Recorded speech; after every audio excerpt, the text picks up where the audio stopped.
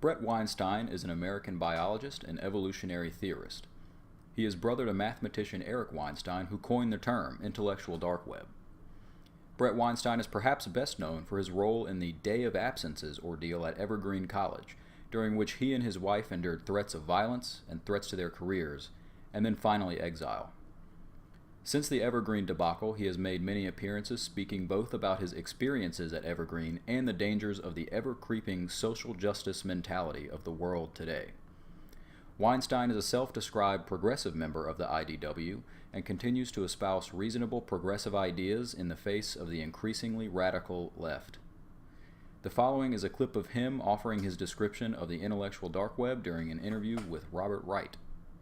Well, the thing is, Glenn and John are in, I believe, by virtue of having gotten in the way the rest of us did, which is by behaving in a fashion consistent with the IDW ethos and in a way that is generative. And so, I have no doubt that if anybody reflects on the IDW 6 months from now, Glenn and John will be regarded as in, but it's not as if there's a mechanism of application or a council or something that decides. Effectively, you become part of this rolling discussion, as Weiss put it in the New York Times, by virtue of participating in it in a way that is worthy of people's attention. So when you say they are, what you say that they are, they embrace IDW's ethos and are generative or something. What is the ethos?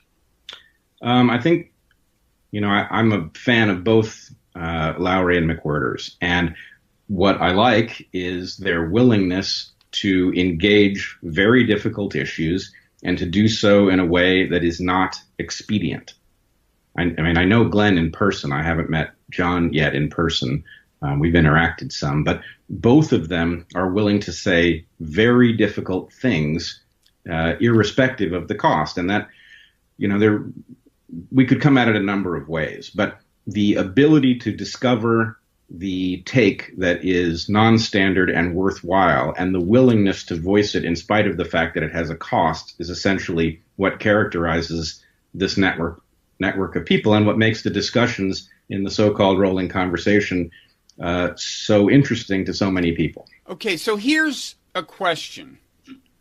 So it's people who are willing to grapple straightforwardly as they see it with difficult issues, notwithstanding the blowback.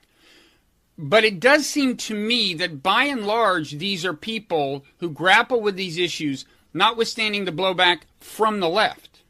There is such a thing as blowback from the right. There are people on the right who will try to stigmatize you for saying certain things. I'm not aware of anyone in the intellectual dark web who has run into that problem.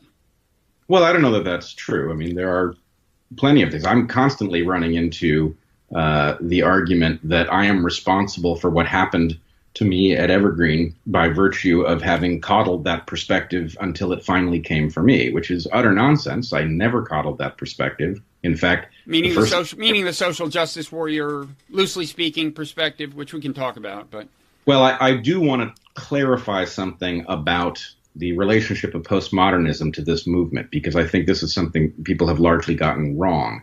But Heather and I grappled with postmodernism as college students ourselves back in 1992. And in fact, I failed an anthropology course because I challenged this perspective, and, it cost me my grade. As I understand it, if you don't like postmodernism, you should not have taken an anthropology course in the first place.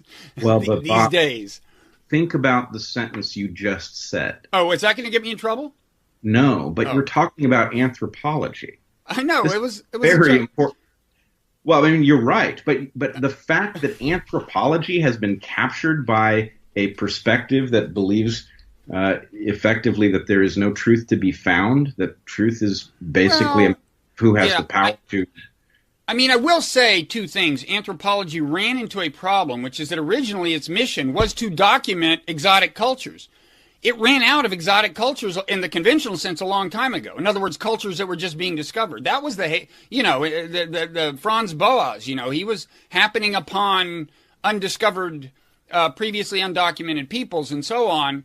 So they ran into that problem. And there is, I understand, there is, I think, in many ways a very defensible, I don't know if I want to use the word cultural relativism, but an insistence on the anthropologists that they not judge their various, and in particular not impose a Western perspective on their various subjects. Now, I take it that, I take your point that that doesn't necessarily mean saying there is no truth. And I'm not really conversant enough in postmodernism to say whether that's what they're saying. But anyway, go ahead. I'm sorry. Go ahead with your thing. Well, my point would be this. First of all, yes, anthropology may have lost new cultures to study. There may be none left. But, if you look at chemistry doesn't have a lot of new ground to cover that is, You think the elements are pretty well under control, the periodic table? Well, even beyond that, orbital theory gets us pretty far in terms of predicting what the interactions between different elements is going to be under different conditions. What is true, though, is that chemistry retains tremendous value in the sense of teaching students what's going to take place in a beaker under certain conditions, analyzing what the beaker might contain. So analytic chemistry, these things still have a value in spite of the fact that chemistry is pretty well understood. So the same thing should be true of anthropology. Even if cultures have all been analyzed, I don't know how well they've been analyzed, but even if they have all been analyzed well, bringing people in on understanding those cultures is highly valuable. I mean, to the extent that it corrects for something like a Western bias, that's a potentially marvelous role to play. And the idea that that province has been captured by a mind-numbing perspective on truth is pretty shocking. But nonetheless, Heather and I encountered it there in 1992.